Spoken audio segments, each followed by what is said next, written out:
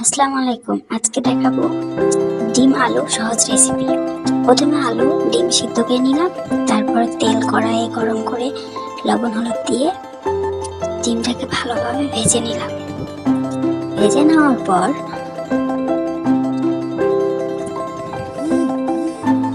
ভালোভাবে নাড়াচাড়া দিয়ে ভেজে নিলাম।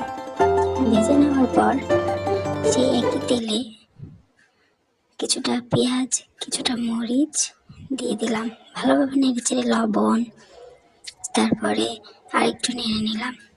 তারপরে একটু হলুদ গুঁড়া দিয়ে আবারও ভালোভাবে নেড়ে নেব। তারপরে ধনিয়া গুঁড়া দিয়ে একটু পানি দিলাম। পানি দেওয়ার পর কিছুটা মরিচের গুঁড়া দিলাম, রসুন বাটা দিয়ে দিলাম, দিয়ে ভালোভাবে নেড়ে চেড়ে পানি দিয়ে দিলাম।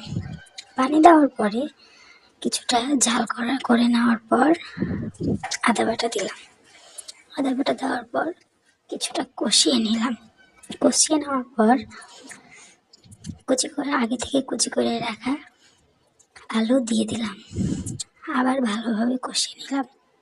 কষানোর পর পানি দিলাম। পানি দেওয়ার পর যখন ফুটে উঠলো তখন ডিম ঝাল দিয়ে দিলাম। আমরা 2টা মানুষ তো, তাই ডিম কম। আপনারা আবার কিছু ভাববেন না। আল্লাহ হাফেজ।